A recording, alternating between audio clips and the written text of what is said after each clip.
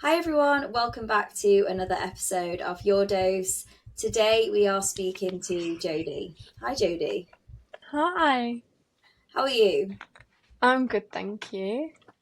And where are you based? Because as always, it's my first question, and it sounds like you're based in England somewhere. I'm just outside of Manchester. Ah, Northerner. I love that. Yeah. You always lived in Manchester. Pretty much, yeah. And are you with parents? You live at home? What's your living situation? And no, I currently live with my girlfriend. Oh, nice. And how long have you? How old are you? I'm 21. I always forget that. I still think I'm 20. 21. So, did you move out of home? That's quite young to be. Well, I guess not really. I'm thinking of that being young, but it's not because I was at university at that time. Have you been to uni or college or anything? Or I'm in university at the minute. and what are you studying? Psychology. I love that. I also studied psychology. Are you at Manchester University? No, I do a from home university. It's called the Open University. Oh, cool. And when did you start doing that? So I'm just about to go into my second year this month. And how are you finding university from home? I mean, I just don't know much different, so Yeah. it's easier to work it around your schedule. I work as well, so it just all makes it a lot easier. So do you do the parts? So it's like a part time, or is it a full time or part time course? It's a full-time course. Ah, so you do that in like on your days off from work and stuff. Yeah, or in the evening, so when I finish work, I'll just switch straight onto uni and go from there. And what's your normal job? My normal job, I work in customer service and complaints. So is that also over the phone as well? That's just emails. Luckily, I don't have to Okay, speak to anyone over the phone. that's really helpful. I can't imagine speaking to people over the phone having complaints all day. No. Okay. Well, thank you for giving a little bit more of an insight into who you are, what you do, where you're from. It's always helpful. But obviously, what we're really here for today is to learn a little bit more about your mental health experience. For the listeners, Jodie actually reached out to me and had mentioned that she'd listened to some of the podcasts and she really wanted to share her story. So, still so grateful for that. And I appreciate Jodie being so brave to come on here and talk about her experience. So, I think the best question really would be what has your mental health journey been so far? Um, okay, so I mean for anyone who obviously doesn't know, I have very severe agoraphobia, which is I guess by Google definition, it's a fear of like being somewhere where an escape isn't possible or like easily accessible, but it's very different for everyone. And a lot of people and myself eventually end up housebound with it. So I've been housebound now for 3 years. Wow. Um, and I think it all started from a very, very young age. I think the first memory I have of what I now know to be a panic attack, but it was in year 6. So for anyone not from the UK, I think you're about 10. Um, and everyone was going on this big school trip. I remember my teachers handing out the letters, and it was the first overnight school trip. Mm. And I felt absolute terror. Like all of my friends were excited, and I just started crying. And my teacher pulled me to one side, and I was like, I started begging her because at that age I didn't know that it was an option to go. I Yeah. was like begging her, I was like, no, I can't go, like, please. And I just remember I was hysterical. So I never ended up going. And that weekend that all of my friends went and I didn't, I had to sleep on my mum's bedroom floor for the first time. and I just could not leave her side. I was so terrified, as if the teachers were going to come back from the trip and take me. Um, Wow. and it really just gradually progressed from there. I went into high school, and for the first few years, I was fine.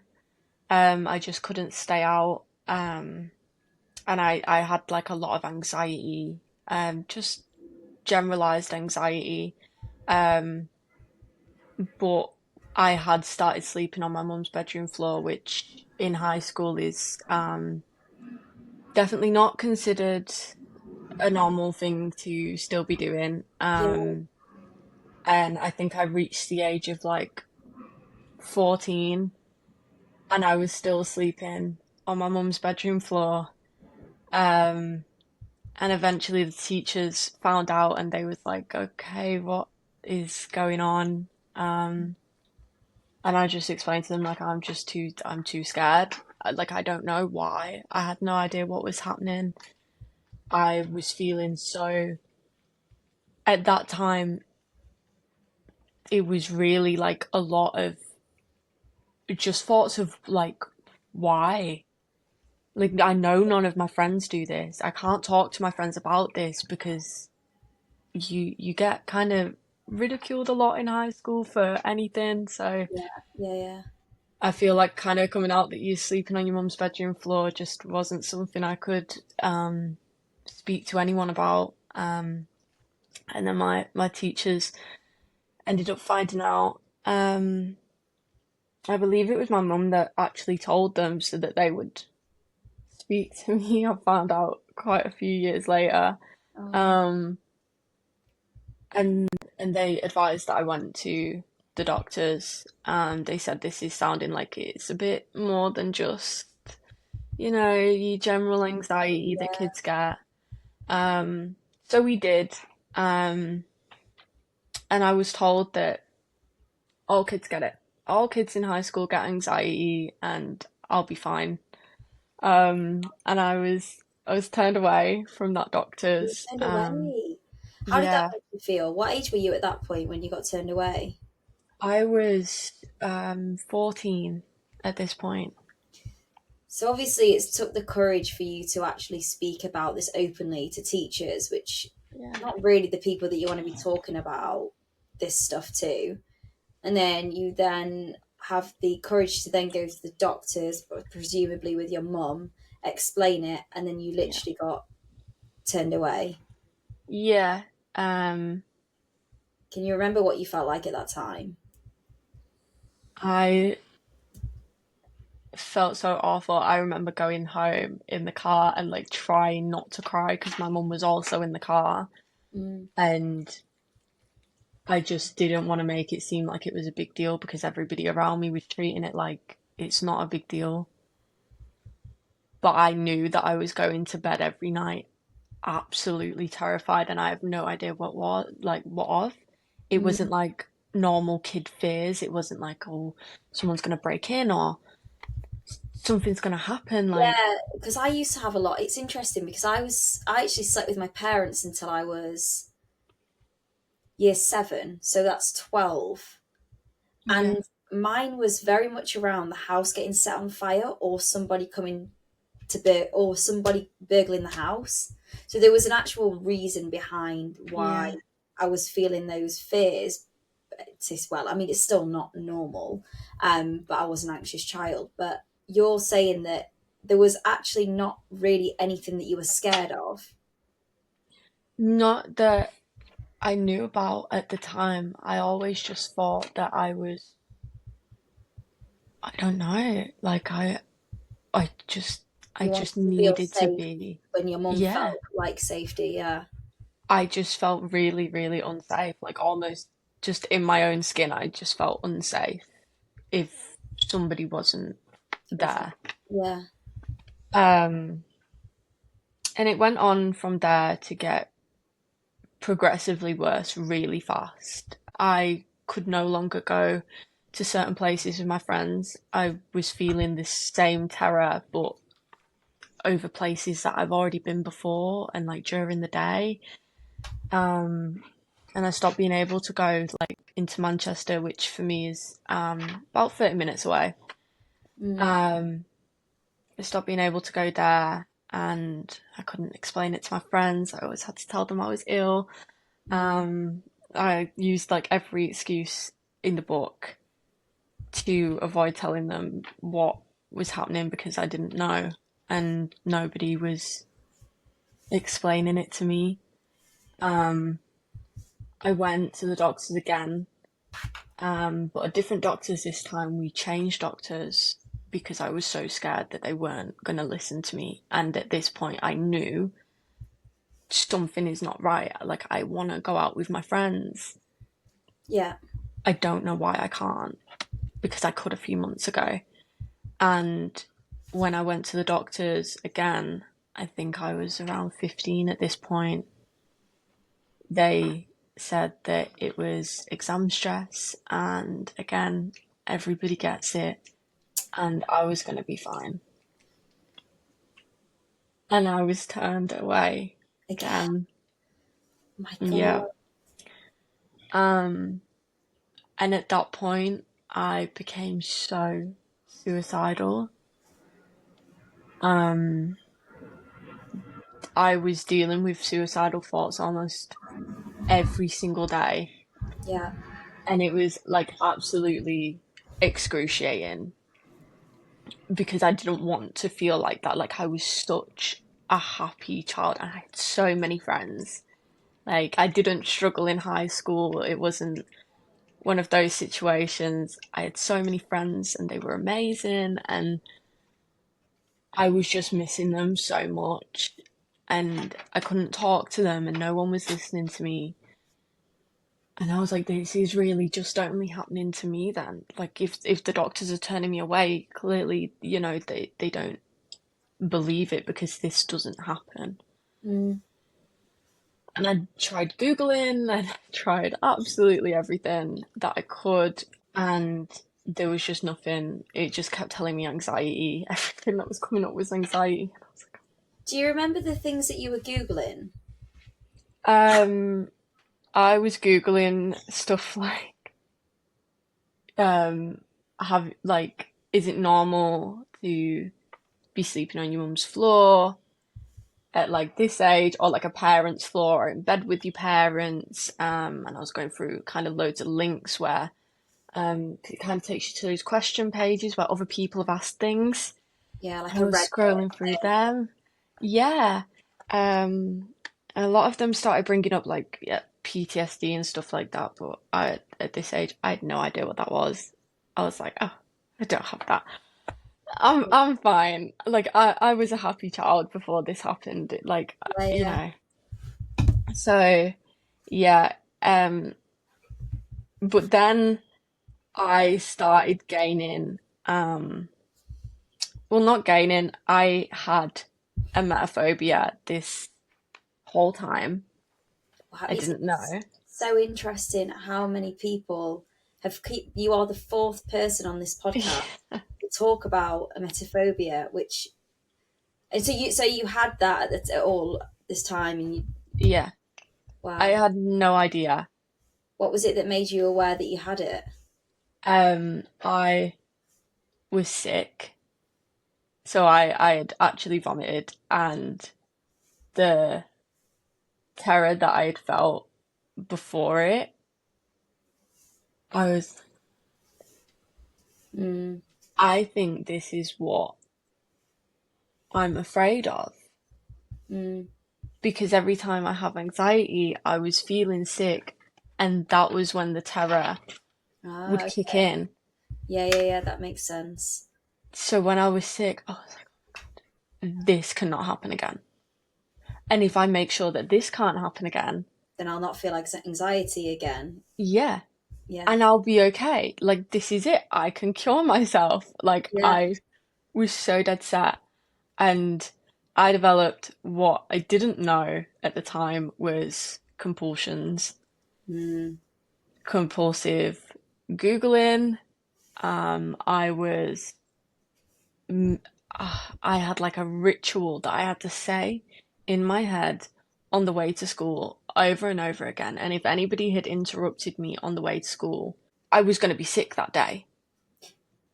What was the ritual relate? You don't have to say the ritual, but do you know? Yeah. I mean, if you're comfortable enough to share the ritual, I don't know how personal it is, but um, or even what was it related to? Yeah.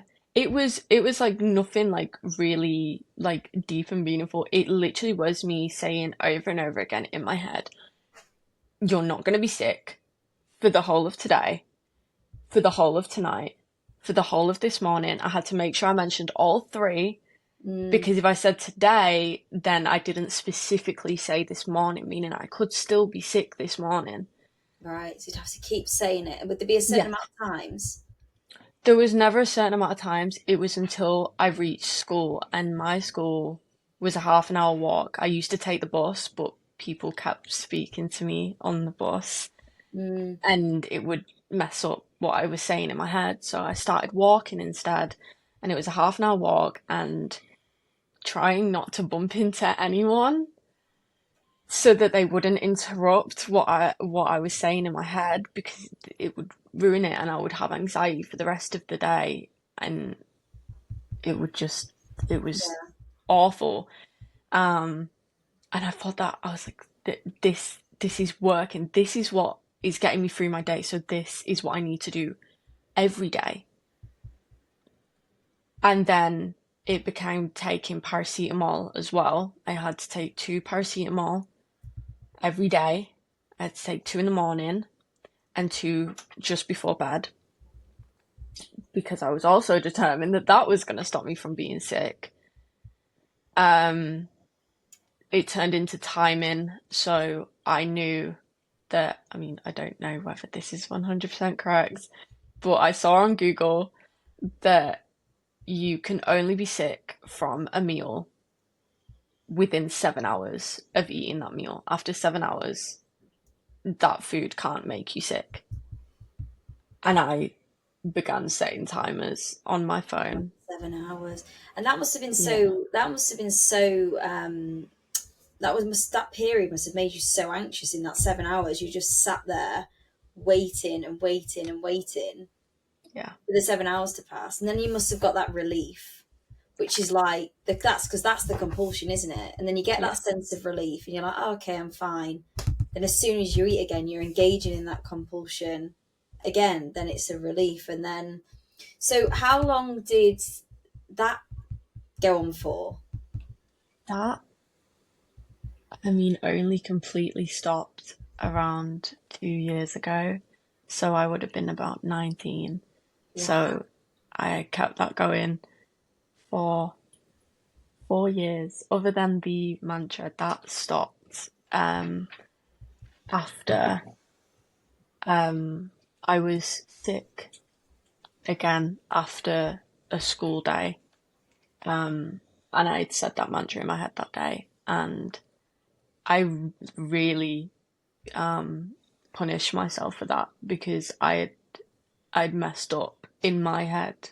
What when you say punish, what would you do? Just feel really just sit and feel really shit or just No, that was it was around the time that I had already started self-harming. okay. Um so that's what I did in response to that, because in my head I had messed up somewhere. I had said that wrong somewhere, and that's what made me feel that type of terror again. And that's what's now messed up the mantra for me. I can't say the mantra again, because it It doesn't didn't work. work.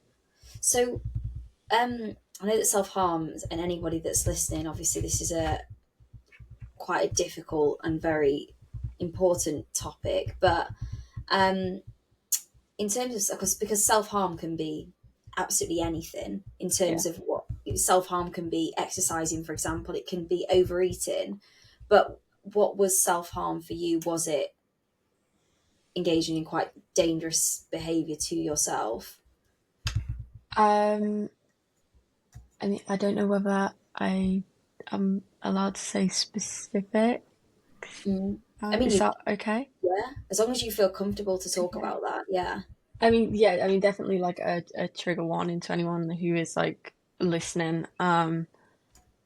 My form of self-harm was, at first it was, um, cutting myself with a hair grip, so they were very surface.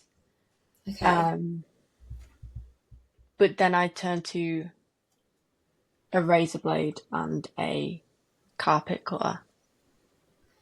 And were your parents aware that, or your mom, whoever you were living with, aware that you were doing this? No, So you would do it in quite discreet places so that when you went to school, it would be covered up, or wherever you were, no one would see that you were doing that. I lived primarily with my mom, and she was really badly struggling with alcoholism. Okay. Um, so she was quite a bad alcoholic, so she really wasn't present. Um, so I could get away with it. It was really only when I was outside that it needed to be covered. And how were your friends throughout all this? Obviously, you've said quite a few times that you had a really big friendship group, which is amazing because despite what you were going through, you still managed to clearly keep friendships and not Yeah. isolate yourself too much. But there is only a period of time when, obviously, when your mental health gets really bad, that you do naturally start to isolate yourself. Obviously, you're not going out, you're not seeing your friends. And when you're younger, they, I mean, when you're a bit older, friends understand a little bit more. Whereas I think when you're younger, it's like, oh well, Jodie never comes out, so we're not going to invite her out anymore, and all the rest of it. So, yeah, what was your experience with your friendships during this time? I mean, during that time, because I could still go out, I kept a majority, um, of my friends. Mm, And they were really great. They were so supportive. Like the most of them, honestly, were very mature for their ages and my age. yeah, Um, yeah, they were really good about it. They always knew when like something was wrong, and sometimes I would have my two best friends come over if I had just hurt myself, because we didn't like always have like bandages and stuff, or I couldn't go downstairs to get them because it would be a bit too obvious. So I would always message my friends and they would come around and they would help me, and they'd bring bandages so good. and wipes and stuff, and they were amazing. So, in terms of your agoraphobia, is it a specific place or places? Because obviously, at this period of time, you're still going to school. So Yeah. it's not that you're not afraid to leave the house completely. But I don't Yeah. know. This is why I'm asking the question. Because agoraphobia can be where you are literally cannot leave the house. You are really afraid to, because it's all about being safe, isn't it? So yeah, I mean, the question is, where is there specific areas that you cannot go? At that point, it was just anywhere, it became anywhere that was too far to get to a bathroom, somewhere private that I could be sick if I needed to. Okay. It really started to revolve around the emetophobia. Um, so school was fine. I had to sit at the door in every class, which kind of singled me out to a little bit of Mm. uh, high Yeah. school stuff, you Yeah. know, because people didn't understand. But I had to sit by the door. But it got worse when I hit 16, like 15 to 16, and I could no longer be in lesson. Um, it just became too much. The walk to the bathroom just felt too far now. I don't know. Anxiety just decided Mm. no, like nothing happened, but Yeah. it really just decided one day no. Um, So I had to take all of my lessons in a private room, which was called the OBC, the Onboard Centre, which is just where people go if they're ill, if they're in like isolation, maybe stuff like that. Yeah. They just sit you all in a room, um, and Gosh. I had to take all of my lessons in there.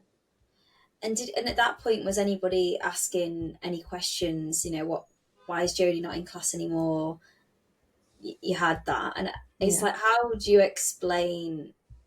Did you ever explain to people? Like, did anybody really know what was going on, or they just thought that? What do you even know what anxiety is when you're at school? I don't even No. think it was a really spoken about thing. And I look back at school and think how many children there was always somebody in the class who was maybe um, had extra care for some reason or had some sort of requirement on trips. And like at the time when you're young, you don't really consider what you just don't know. You just think, oh yeah, it's just so and so, like they need that extra help or whatever. And I wonder how many people at school actually were struggling with similar things to what you were struggling with. Yeah. So did you know, were you diagnosed at that point with emetophobia, or did you just know that you had this fear of being sick? No, I wasn't diagnosed. I think that was the only thing that I'd ever self-diagnosed myself with, Yeah. was emetophobia. Like I knew 100% that is the worst thing Mm. that could ever happen to me. So in terms of so that was, so at school you obviously had to, and you couldn't be in less anymore. You couldn't because Yeah. you weren't near enough to a bathroom. What is agoraphobia like for you today? You said you've not really left the house for 3 years. Yeah. So is that literally you cannot leave the house, or can you leave the house and maybe go to like specific places? No. With all mental health conditions, you have like good days and bad days. Yeah, of course. And on a good day, I can like make it up the street. My street's really quiet, so um, and a few weeks ago I made it to a little hill near my house. Amazing. Um, but that's really as far as you get. My mum lives 2 streets up from me, and I can't Will get she to her come to you house. though?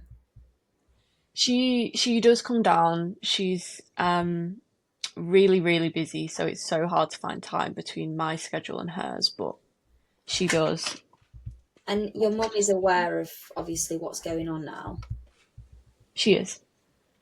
So, at what point were you diagnosed? Because obviously we spoke a bit ago about the doctors just being absolutely terrible, and you got turned away so many times. So, what was that moment where they actually started to take you a bit more seriously?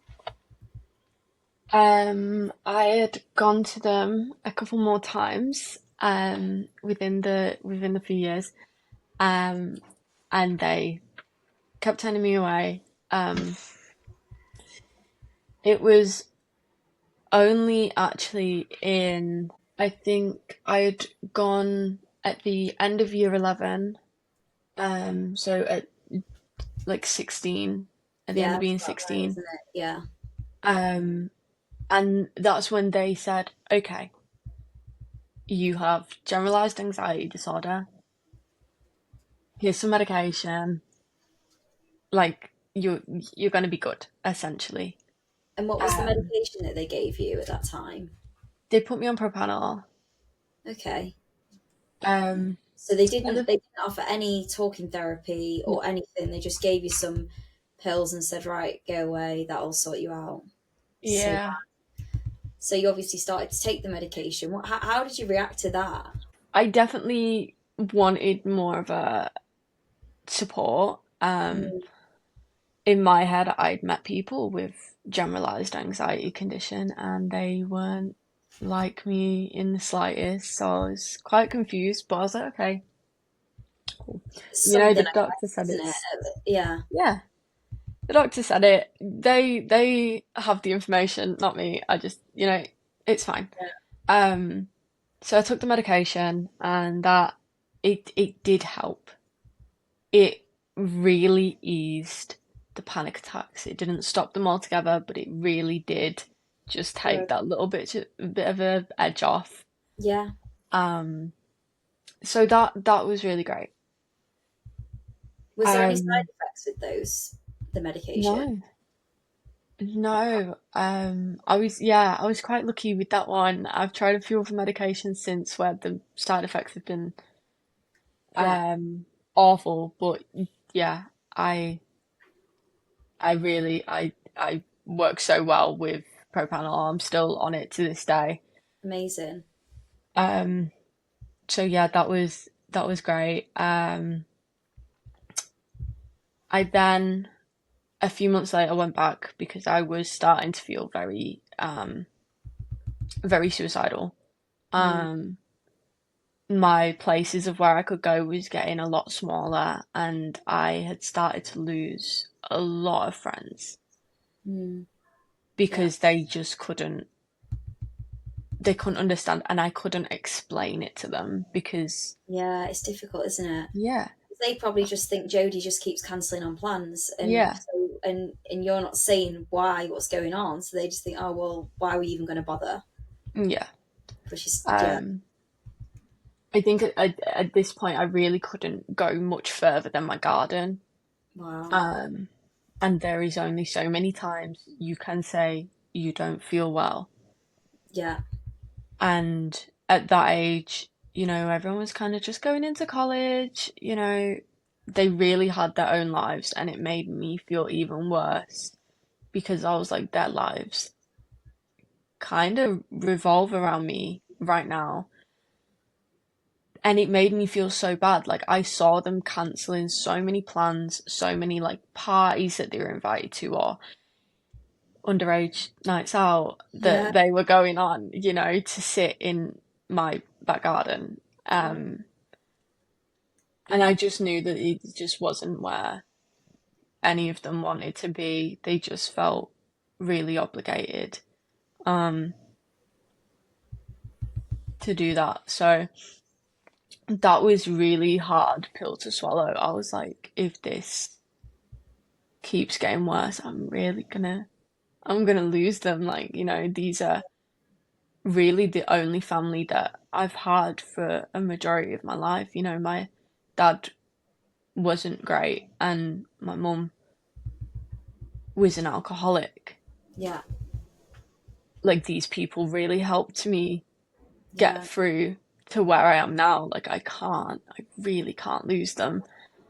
Um, and when I went back to the doctors with these suicidal thoughts, they had put me through for a therapy CBT. Um, and how was and that? it it was really too late for them to have listened. Um, the only place that they could give me CBT because they wasn't listening to the fact that I couldn't go out. Um, they really weren't listening.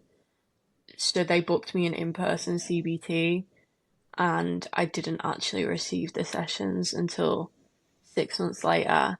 6 months. Is that Yeah. because you were on a waiting list? Mhm. So bad, isn't it? The amount of and Yeah. 6 months is such a long time, and the decline that can happen in that 6 months, and you're suicidal, and Yeah. that's the scary thing, right? Because you've literally gone to the doctor saying you have suicidal thoughts, you want to die, you don't want to be here anymore, and they're like, yeah, all right, we'll put you on this 6 months waiting list. Yeah. Yeah. That's it, and that's this worrying thing, because what could have happened in those 6 months? Exactly. Um, but with agoraphobia, I think the one thing I stress so bad now, um, to everyone is that it is such a fast decline. Mm, it's so fast. Like Yeah. if it isn't treated right, and if you don't know what it is, it just happens so fast. Like you can't. It gets to a point you have no control, Mm, and it goes from you have this much freedom to you have absolutely nothing. nothing. And that's what happened. Um, I had done a couple months of college. Yeah. I dropped out. I couldn't do it. I tried so hard, in so many like ways and ways around it, and I just couldn't. No, I had such a bad decline, and I couldn't do the therapy. By the point it came around, I did force myself to one session, and I just couldn't do after that.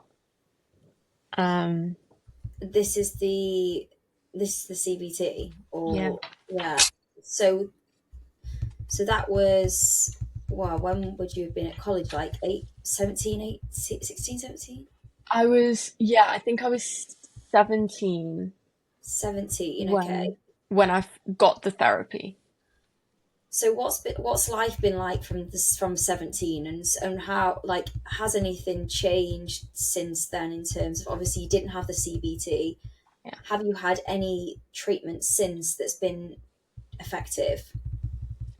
Um, I was so I guess since then it's so hard because like if the story doesn't go in order, it gets so complicated because the so much kind of just went on and it leads to the rest. Yeah. Um, so it was after that, um, I really lost all of my friends. They were growing up. They were 17, some were 18. They were legal now. They could go clubbing. Yeah. They literally just continued having their life and mine really stopped. Um, so I was dealing with almost grief of losing Yeah. every childhood friend. Um, and the suicidal thoughts got so much worse. I had called the doctor so many times. And I'd said everything under the sun I could say to them to stress, like, this is so bad, please. Like, I need something, please. Like, I don't know what's happening to me. Um, they put me on antidepressants. Mm. Um, and that Was was it it. sertraline, or, It was sertraline, and how did you respond to sertraline? not good. Not Um, what it, was it? Because it's pretty mixed. I've never been on sertraline, um, but what was your? Why was it a negative experience for you? my experience with sertraline was horrendous. It Really? made me so numb.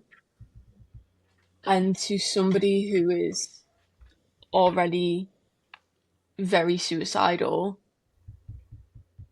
not having any emotion is a very like It's a dangerous place to bad, be in, I guess. Yeah, yeah, just a don't care. very bad mix.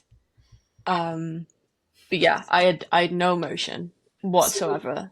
so you couldn't cry, No, or, yeah. I mean, it's interesting because obviously you've got one side that's like really pro sertraline, and people have can literally, it changes their life, yeah, and then you hear about the other side of it, which is not spoken about as much, I don't think, around just not feeling anything, which I guess in some ways can be, if you're really emotional, could probably be a good thing. But like you said, if you're suicidal, and that is terrifying, because you're not even thinking, there's no emotion anymore, so you're not even thinking about, well, if I do this, what might happen.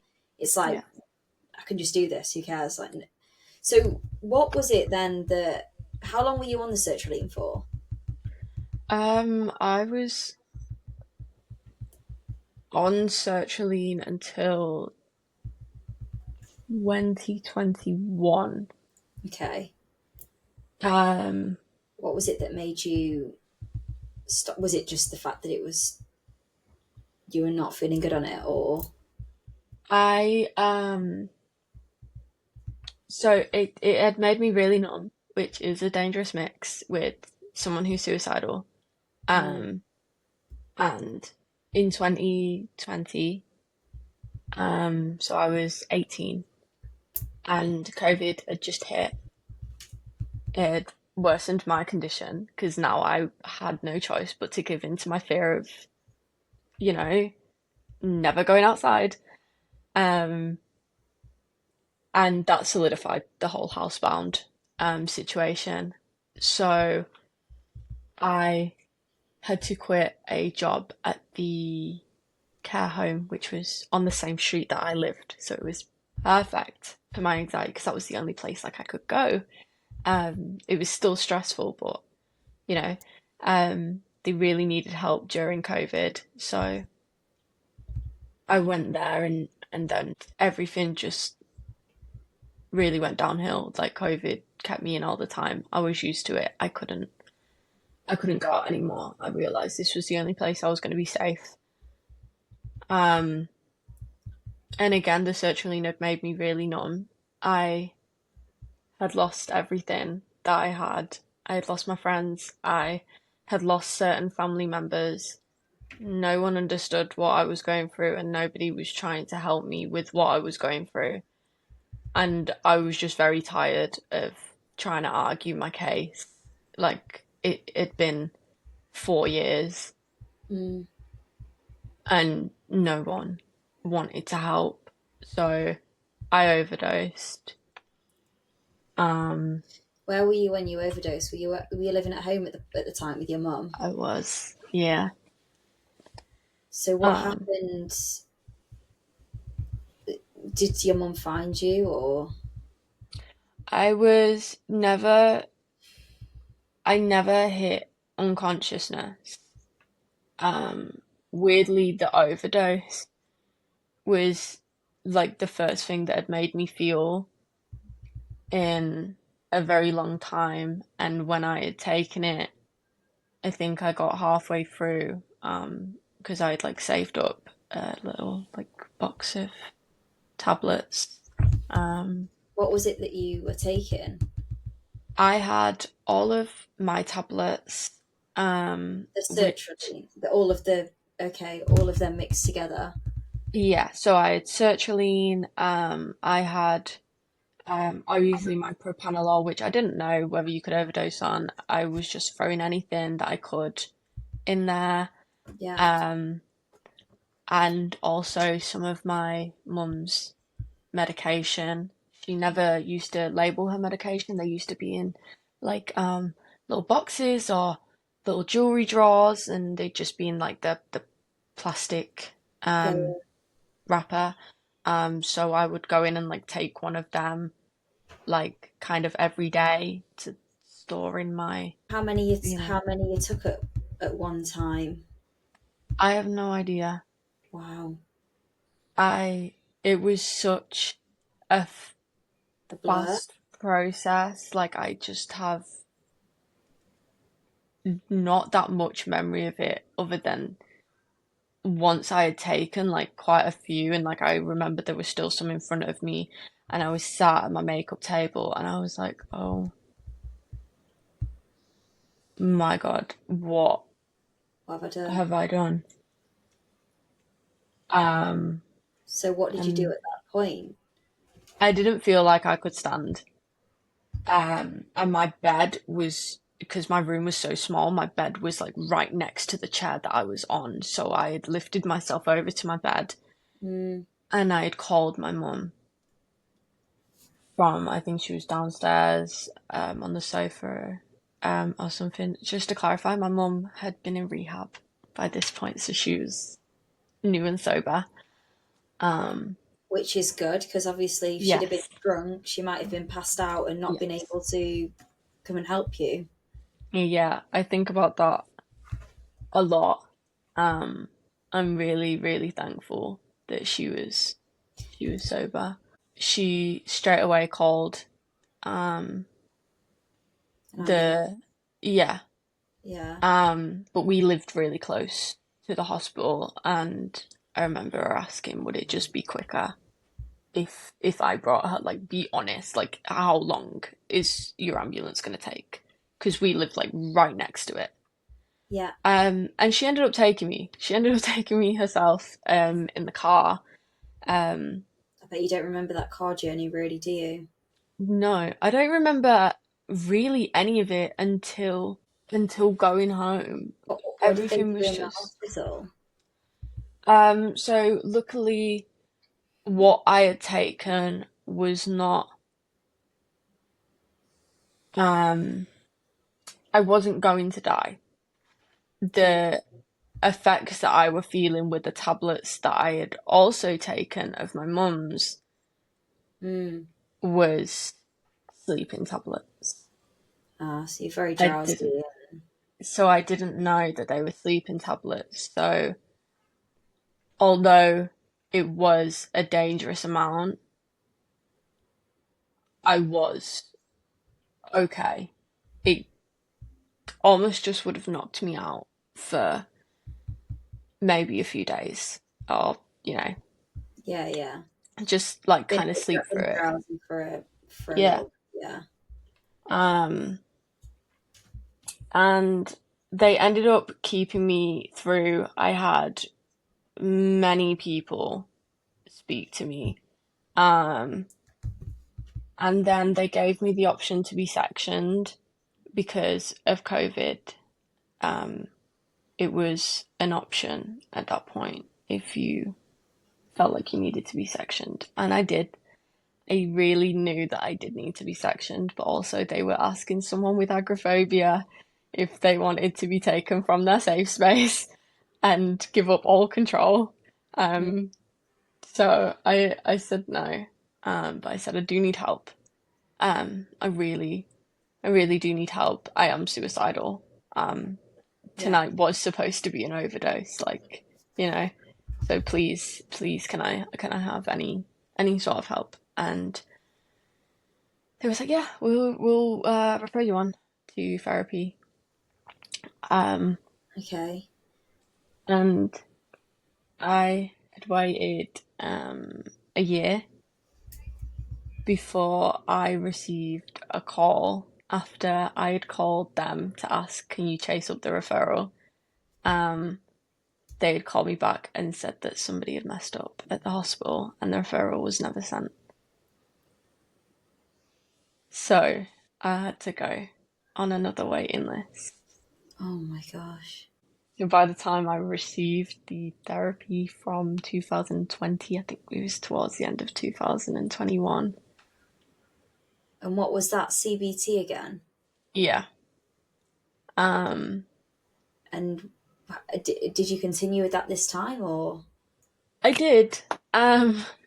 So I did 6 sessions before the therapist left.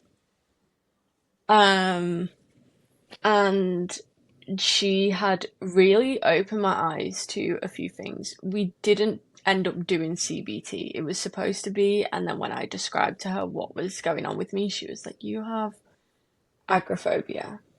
Mm. Okay, like it's not generalized anxiety. You have agoraphobia. And it was like the biggest weight Yeah. lifted off my chest. I was like, oh my God, that makes so much sense. Like she explained to it what it was. Mm. She then went into compulsions and what compulsions were, and that they were a sign of OCD. Yeah. Um, and there was quite a few other things. We just like continued with a talking therapy almost. Um, and she was really great. She made me realize where all of it came from, which I had No idea. no idea. Yeah, I that's the great thing with therapy, isn't it? They Yeah, really take you back to like obviously typically childhood, and you forget Yeah. about all these things. I think the thing is as well is you never think what you've been through. You never really take a second to think about the things that you've been through and how Yeah. bad it actually is.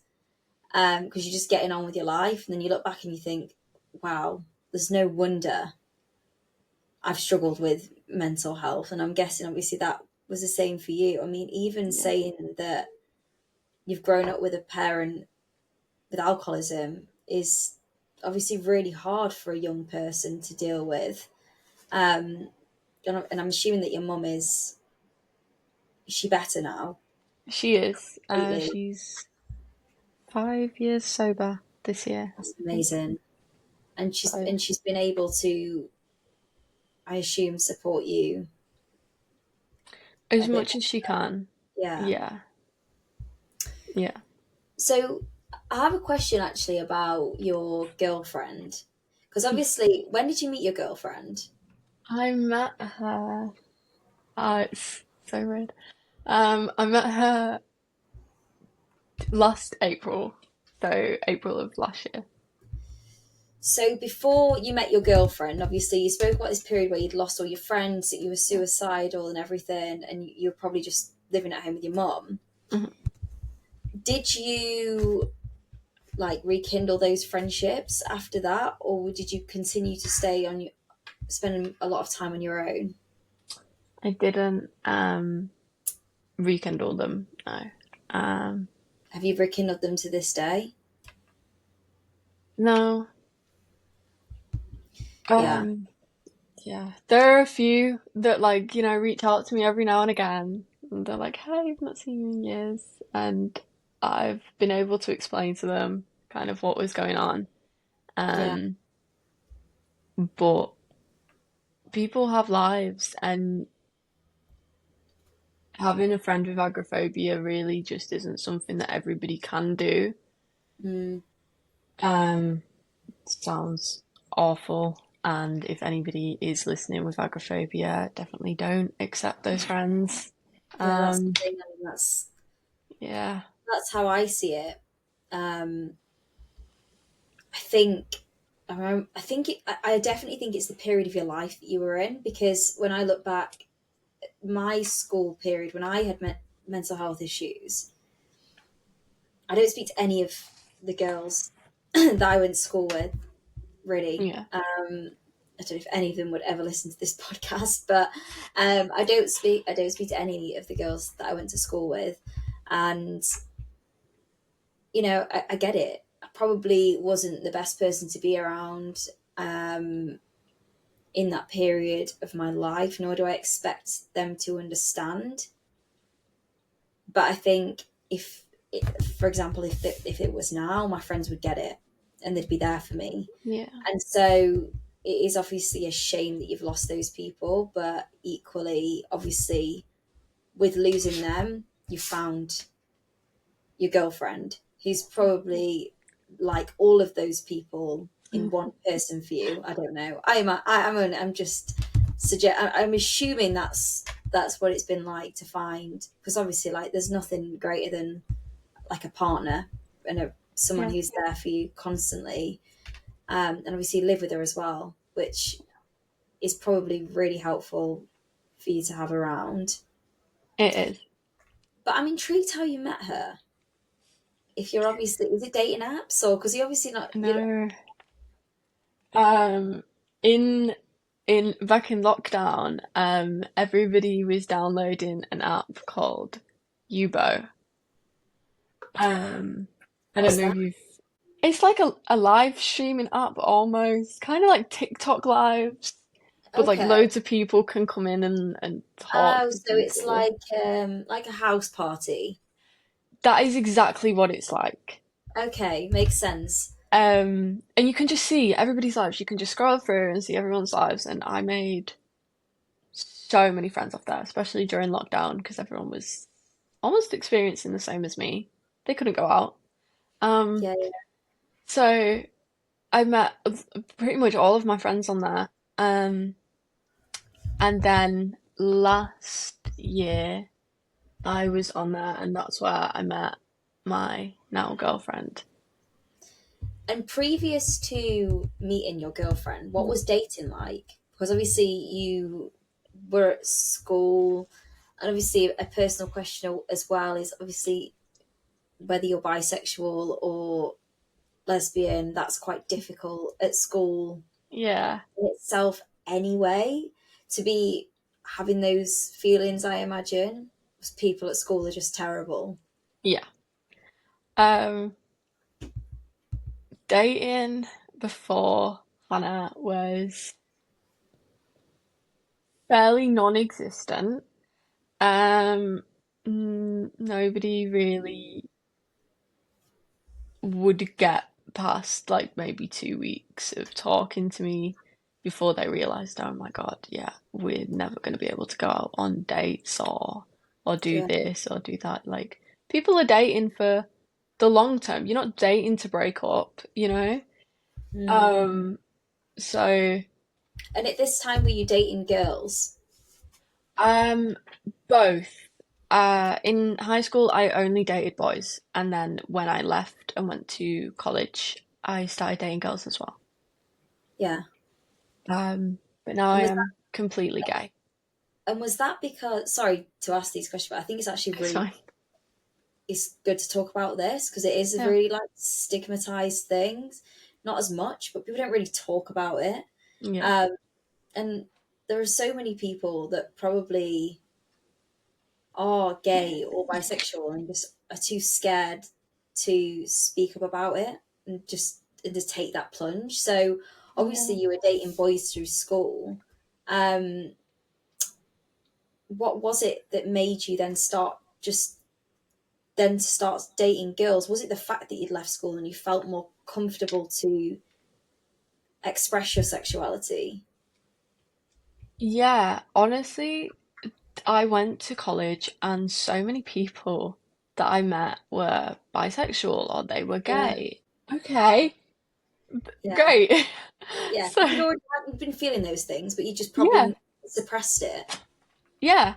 It just really wasn't like there was nobody in my year that was gay. I don't think there was anybody even like the year above that was gay or anything like I mean there are now but even they didn't come out until Yeah, after high school so you yeah. know I see a few of them now I'm like oh my God, Yeah, wow, they've come out now, and you didn't yeah, before assume it. Yeah, which is amazing, right? I think that it's definitely become oh, it's way more accepted. But I'm 27. Obviously, you're 21 now, yeah, but still, it's still that generation when we were probably at school, obviously different times, but still, it wasn't. It's definitely accepted more now, but only yeah, I would say just over the past like few years, and the same yeah, with mental health as well.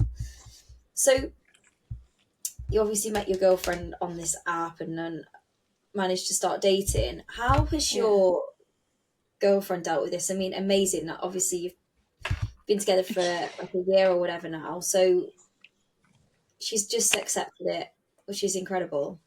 Yeah, I was so shocked. I never like in my life because like I feel like when you date someone and you're ag agoraphobic, if you're housebound with it kind of feels like asking somebody to give up their life as well.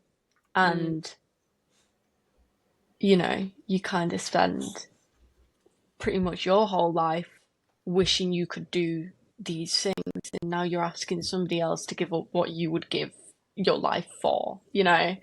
yeah, Um, and I mean, she was in Birmingham as well. So she was not near me. Um, but she accepted it so fast. I think I explained it to her on like the first day of meeting her on there, and she just like it was normal. And every day since, she just treats it like it's normal. Like she doesn't. There's no big fuss about it. There's no. amazing. So yeah, she was great, and then she eventually came down to move in with me. We both had our own like kind of problems at home, and we just wanted our own And space. And we built up a really good friendship before that, so moving in early wasn't really that. big of a deal. And I felt really comfortable around her with my condition as well. So yeah, it's going great. So, does your girlfriend leave the house? Are you okay with her leaving the house? Is it still a case that you want her close to you? My anxiety does get a lot worse when she leaves the house. Mm. Um, but it's not like, it's But you life. accept that she needs to leave. Yeah, Yeah, 100%. yeah, 100%. She doesn't go out too much. She's just not really a going out person. She doesn't really like, it's not the clubbing scene and kind of all of that. And obviously she did move from Birmingham, so um she doesn't have many like friends up here yet. So she just doesn't go out much. She goes out with my mum. They go on dates. Um you. so she goes on days out with my mum and stuff like that. But yeah, that's about it. That's so good. If you obviously like you found your person by the sounds Yeah. of it, and I think it's just incredible that you've got that because obviously without her it would be probably really difficult, and you might be still living at home and all those sorts of things. Um, but obviously, other than your girlfriend, who's clearly a huge support, it sounds like you're not obviously fully out of agoraphobia right now. And like, I really appreciate the fact that you've been able to come on here and speak about it. And it's important to do that with people that aren't fully recovered. Not every Yeah. mental health story is going to be a success story. And I think that's really important. And people need to be made aware of that. Um, it's not always a case that you miraculously get better and you have treatment and everything's amazing. Yeah. People do live with things for a very long time. But how are you, despite still living with agoraphobia, how are you managing it now? Is it through medication? Are you having therapy? I recently just finished I did EMDR therapy and then a talking therapy. What's EMDR? It's eye movement Oh, okay. Yeah, something. I've heard of that one. Yeah. What Um, was that? it's almost like hypnotherapy to like it was just like almost unassociate what had happened to you In in the a past? memory Yeah. with bad, like, Yeah. it's almost like go with the trauma. Yeah. Um, Fortunately, it didn't work for me, but I know many people that Yeah, it I've heard it's has. quite successful. Yeah. Yeah, it has worked for massively. I do think in person it would maybe have a better chance of working. Of course, you did it online. Yeah, um, hypnotherapy doesn't work too good over the phone. No. Um, it as you Yeah. can imagine, it's really just not. So that wasn't as effective, but it was still good. It was still something to try. Um, and then I did a talking therapy, and that was really because I've really come to terms with what I have. Um, Mm. and I'm in a support group now for people who have agoraphobia, Amazing. and it's it's really the same with a lot of them that when you first become housebound, you become so depressed that you're like, okay, this is the be all and end all. I like throw in the towel. I can't. You can still do life while you try and get better. Mm. Okay, like life doesn't have to just stop because this is happening to you. Like you can still focus on getting better, but there are still things that you can do. You can still have a job. You can still go to uni. There are still people out there that will be there for you. They will be your friends. Like, Yeah. you It's know, finding the right people, isn't it? absolutely. Absolutely. Like the main thing for me was finding an agoraphobia support group. There is no one that can be there for you more. Than people that are going through it Yeah, themselves. Yeah, absolutely. Um, honestly.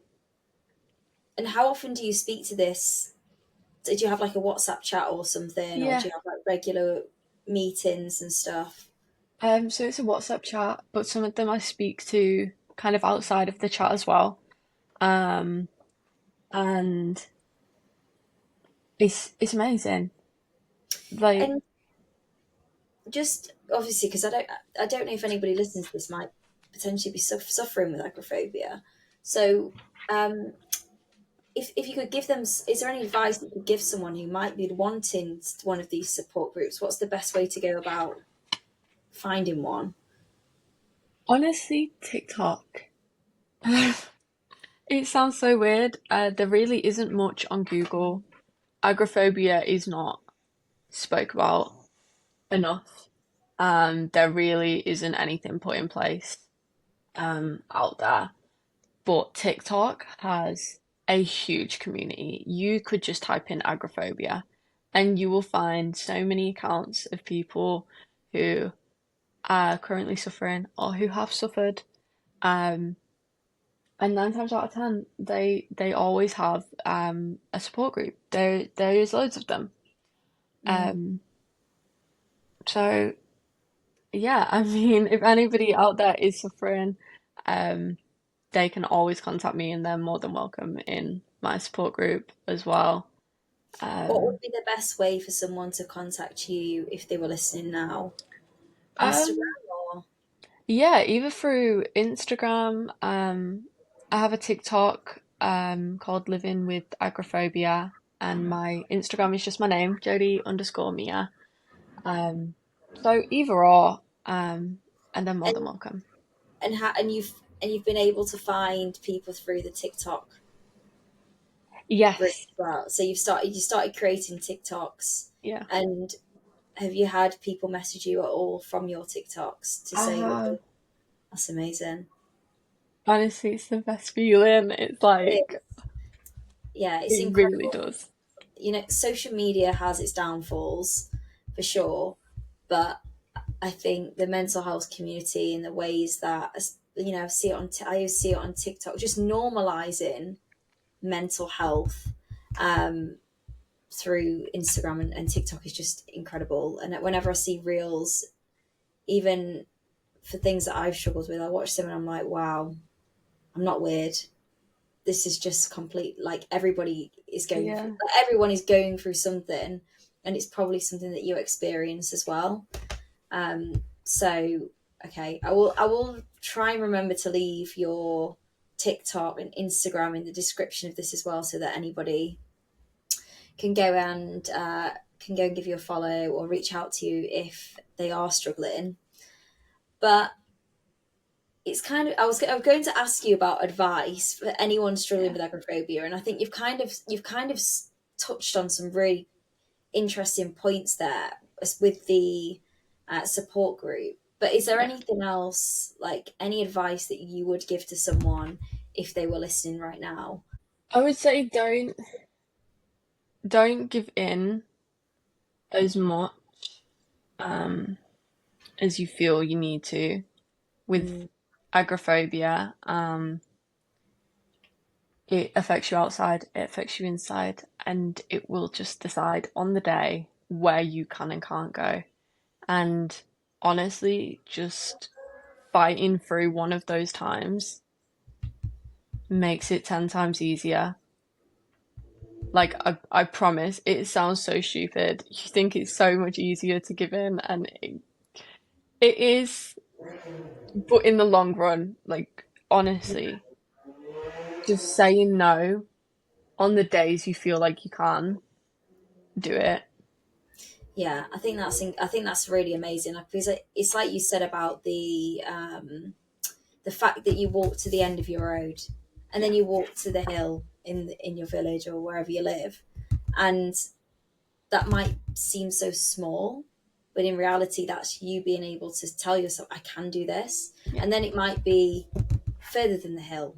and it might be to the shop, or and then over time you start to build on that, and hopefully you can get your life back as much as is possible.